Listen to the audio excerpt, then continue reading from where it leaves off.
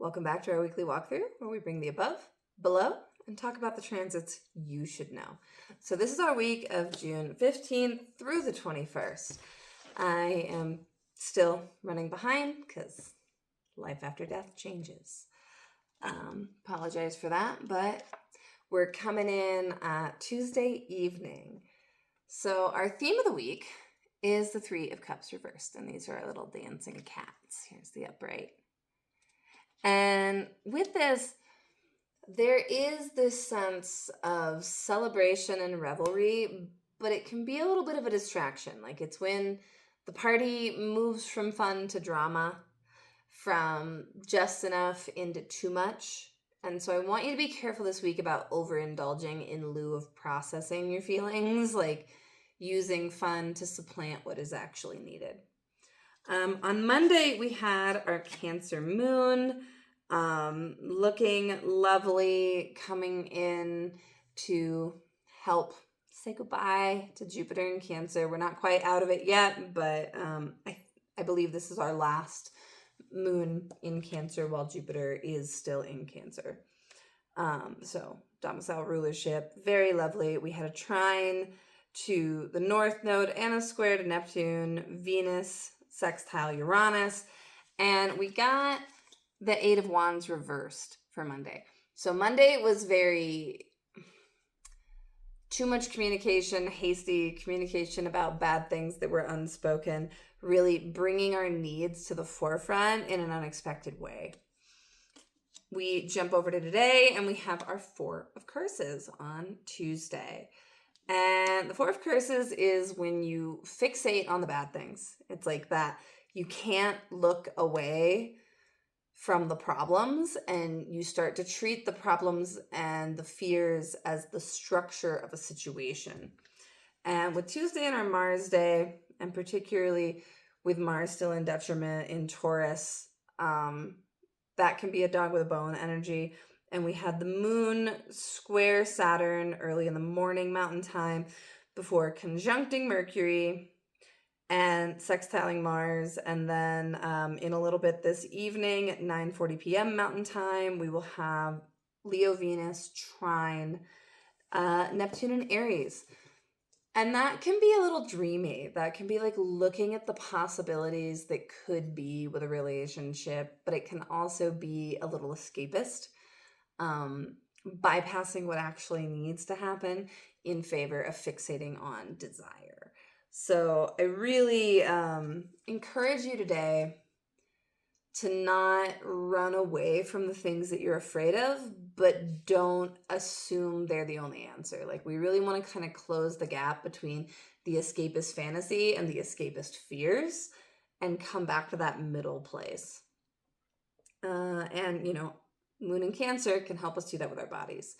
Really being like, okay, the head and the heart are off on these wild adventures, but what am I actually feeling? What actually is right now? Where are my feet?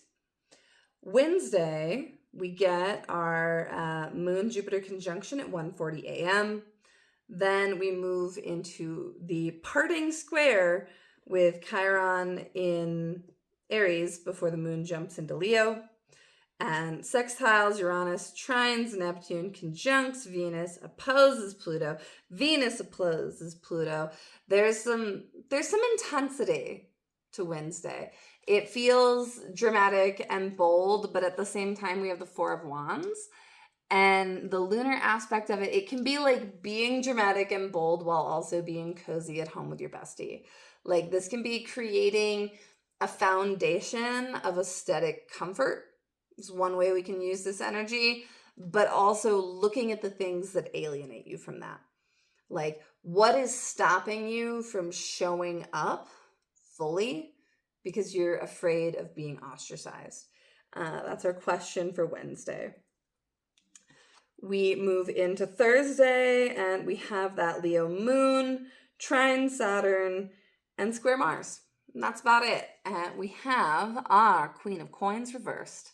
So with this, I want you to take the question from Wednesday, like what's stopping you from showing up, and I want you to take some steps on Thursday to really challenge yourself to reinvest.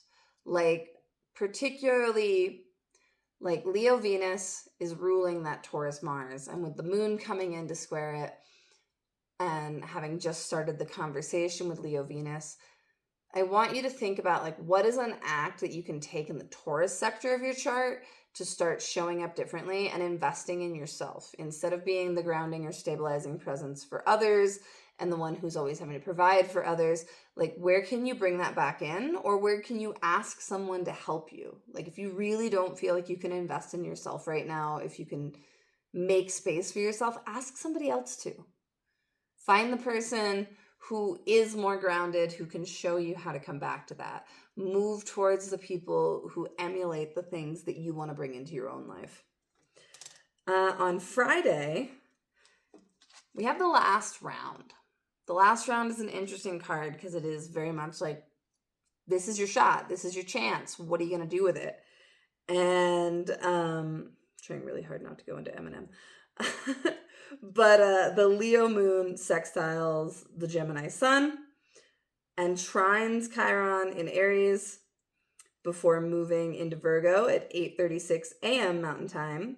Virgo moon opposes the North Node, conjuncts the South Node, squares Uranus, and then at 3:20, here's our last shot. It's like before 3:20, this is the end of your work with Aries Chiron for now. Like, we're finally going to get our first taste of Chiron and Taurus. And we've been in Aries Chiron for years. So what's the last lesson? What's the last thing that needs to be done this week and especially on Friday? Like, where do you need to go with that? And then weirdly, Saturday, you can see here, Saturday's blank. There's nothing happening on Saturday. No new transits. It doesn't mean the sky is empty. Obviously, it's still moving, but nothing goes exact on Saturday.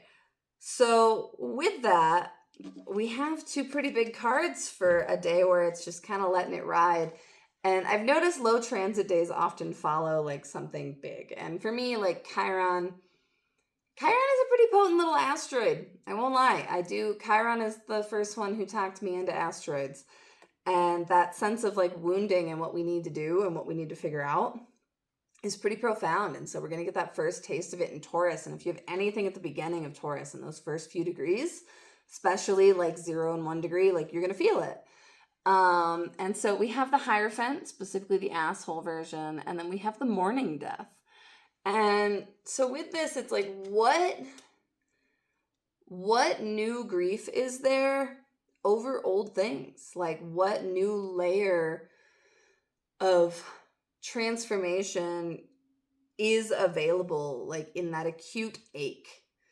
Because when that comes up, like when the old structures showcase like that something is really, really not working, and that we've been through something, and it's also sometimes like when you are in a lot of pain and then there's that release and that flood of awareness and like that happens afterwards. Sometimes we get that feeling with ingresses, especially when they are a little bit sharper. So I want you to look at the structures in the Aries and the Taurus sector and really ask yourself, like, what am I done with?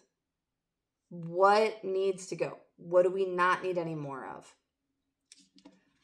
And then Sunday at 2:24 a.m., we jump straight into Cancer season.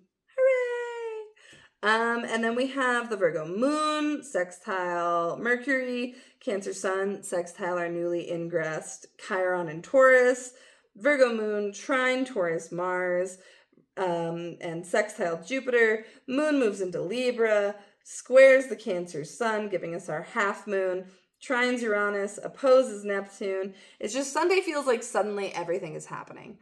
And we have the Seeker of Wands reverse plus our Fool. Like the solstice is another one of our like beginning points. It's the point of most light. But particularly we have a blindfolded Fool here. And we have some animal companions. We have magpie and we have rabbit. And with this, I want you to look for what you are beginning, what you are seeking, and specifically what is the new inner journey you need to take while everything's illuminated. All right, let me know what you think in the comments. Happy week!